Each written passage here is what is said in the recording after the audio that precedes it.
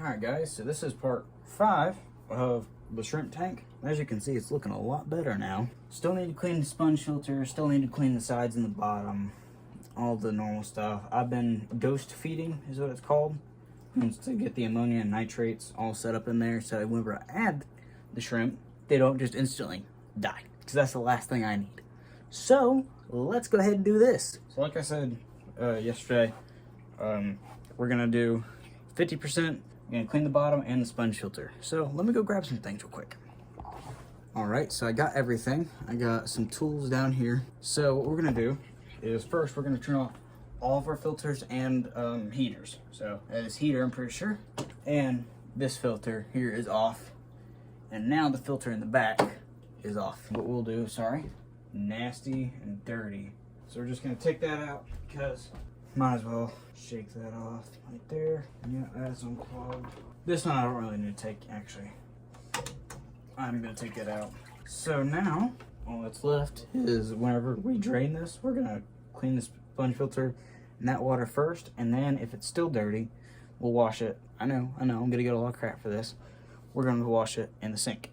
I'm gonna get a lot of crap for it. Go ahead, throw whatever you got at me. So, firstly, we're gonna take this out. So we're not using that short cord. We're using the 15-foot one. This ought to be interesting. I need to untangle this a little bit so I can just drop that in there. You all ready? So the good thing is, since no water touched this, I can just boom. And then while that's draining, I'll just clamp it onto my bucket here so it doesn't fall. Oh, but it might do that. Crap. There we go. Create a siphon on itself. I don't even know how to have black sand in here. I've never put black sand in this. I don't know what the crap I'm doing, guys. Hold on.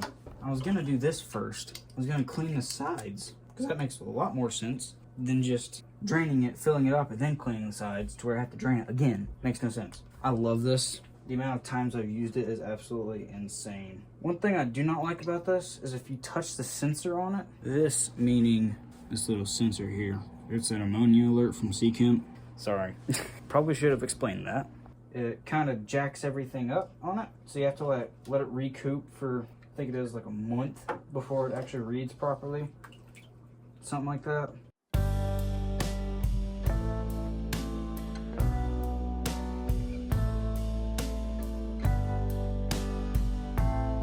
This is really the only time I can clean this tank like this.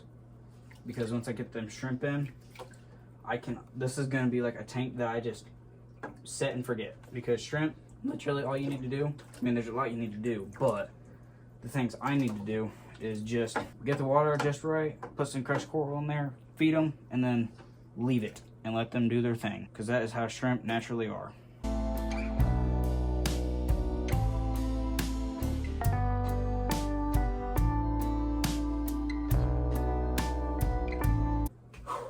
Now we can continue draining.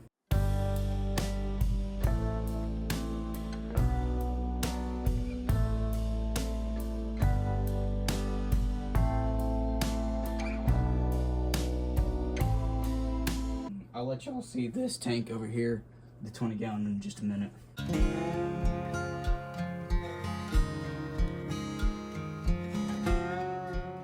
All right, and that is our water change there. I'm just gonna drain this by hand. Oh my gosh, sorry for hitting y'all. Woo, wait, that's a full bucket. Look at me forgetting what to do. Should not have done that over my arms. Hold on, 1 second.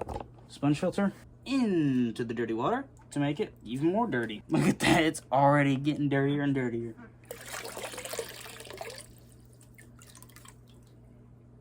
Getting harder and harder to see.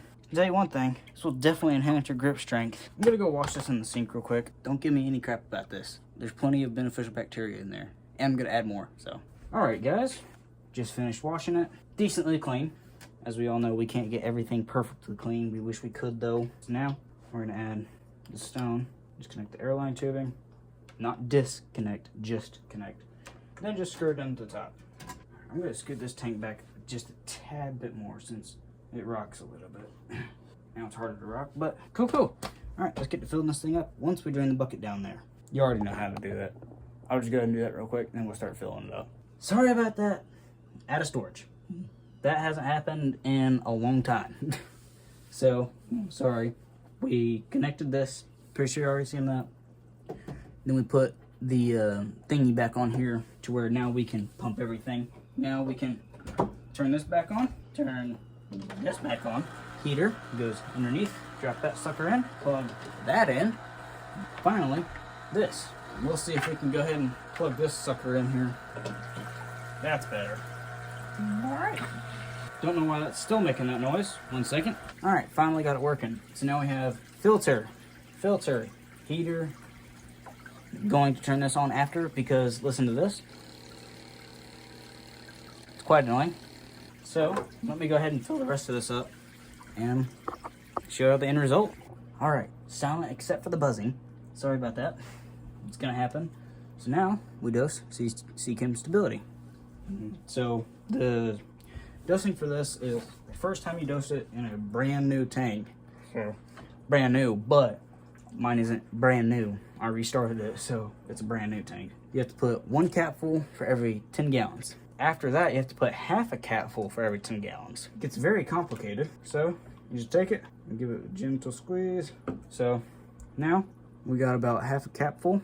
Then drop that in there. And that is another day's worth of stability or beneficial bacteria. Prevents something called new tank syndrome, which makes it to where everything in your tank dies. So we have that. Also, there's something called Seachem Pristine. So yeah, just Seachem Pristine. You can get the 3 of those. Also Prime, which is what I use to dechlorinate. You can get Stability, Prime, and Pristine on Amazon as a bundle for, I think it was like 15 bucks. But if you buy 100 milliliter bottles, if you buy all 3, it's like 20 bucks. You're saving more money buying the 3-pack than buying them individually. So yeah, this is the tank. Hold on. I promised y'all a little update on the 20 gallon. So let's go do that real quick. So this is the 20 gallon now. As you can see, it is looking better from last time y'all saw it. I'll spread the hornwort around a little bit. Make it a little bit more natural. The shrimp are out. I had a baby body in here. I saw him over here just a few minutes ago, just chilling, coming up to the glass, looking at me. I'm curious. You know, we got the babies everywhere. Got the ghost shrimp down here, slash glass shrimp, actually. Most of the fish are in the back here, because they like to hide, like the mamas and stuff. But you can see, well, hey, this little dude here, loves socializing. You can see the Cory catfish back there, the tetra, the guppy, another guppy. This one, she is beautiful.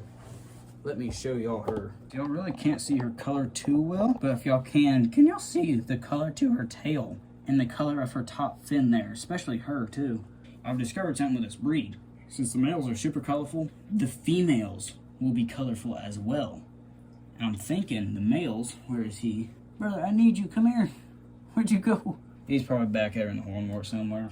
I think they'll be even more colorful than my males here, since fancy guppies, like fancy male guppies, they're usually super colorful. But now with Cobra and Fancy mixed together, I think that'll make some pretty beautiful colors. So yeah, that's the update. I will do a water change on this. I'm not going to do it on video because this video is already pretty dang long, and I need some time to relax before Christmas. So, yeah. So I'm going to do that real quick. But before I do that, I'm going to end it here. Tomorrow I will not be posting anything, so we'll skip day 6 and just go straight to 7. So I will see y'all in the next one. Bye.